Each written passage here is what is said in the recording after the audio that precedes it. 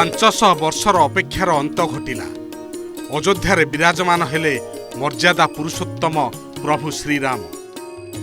ସେହି ରାମଲାଲାଙ୍କ ସ୍ମିତହାସ୍ୟ ଆଜି କୋଟି କୋଟି ଭକ୍ତଙ୍କ ଆଖିରେ ଭରି ଦେଇଛି ଆନନ୍ଦର ଅଶ୍ରୁ ଆଉ ଛାତିରେ ଗର୍ବ।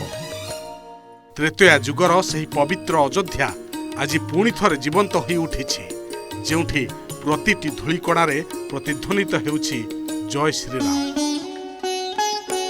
ବାଲ୍ମୀକି ରାମାୟଣର ବାଳକାଣ୍ଡ ଅନୁସାରେ ଆଜିକୁ ହଜାର ହଜାର ବର୍ଷ ତଳେ ତ୍ରେତୟା ଯୁଗରେ ଚୈତ୍ର ଶୁକ୍ଳ ନବମୀ ତିଥିରେ ଅଯୋଧ୍ୟାରେ ଜନ୍ମ ହୋଇଥିଲେ ସୂର୍ଯ୍ୟବଂଶୀ ଶ୍ରୀରାମ। ଶାସ୍ତ୍ର ଅନୁସାରେ ସେଦିନ ଗ୍ରହମାନଙ୍କର ସ୍ଥିତି ଥିଲା ଅତ୍ୟନ୍ତ ଦିବ୍ୟ।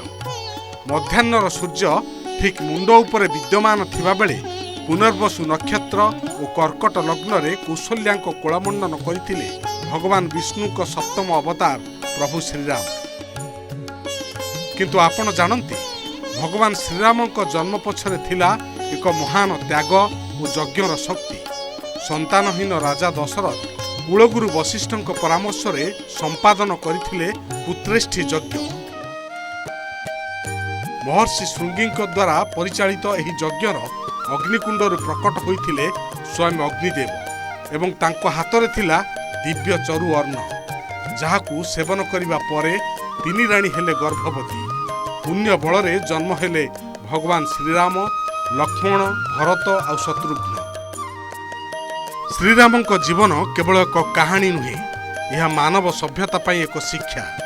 ସେ ହେଉଛନ୍ତି ସେହି ସାହସୀ ପୁତ୍ର ଯିଏ ପିତାଙ୍କ ବଚନ ପାଇଁ ରାଜସୁଖ ତ୍ୟାଗ କରିଥିଲେ, ସେହି ସ୍ୱାମୀ ଯିଏ ପତ୍ନୀ ସୀତାଙ୍କ ଉଦ୍ଧାର ପାଇଁ ବିଶାଳ ସମୁଦ୍ରରେ ସେତୁ ବାନ୍ଧିଥିଲେ, ଆଉ ସେହି ରାଜା ଯିଏ ଶେଷ ଧାଡ଼ିର ମଣିଷକୁ ବି ସମାନ ନ୍ୟାୟ ଦେଉଥିଲେ।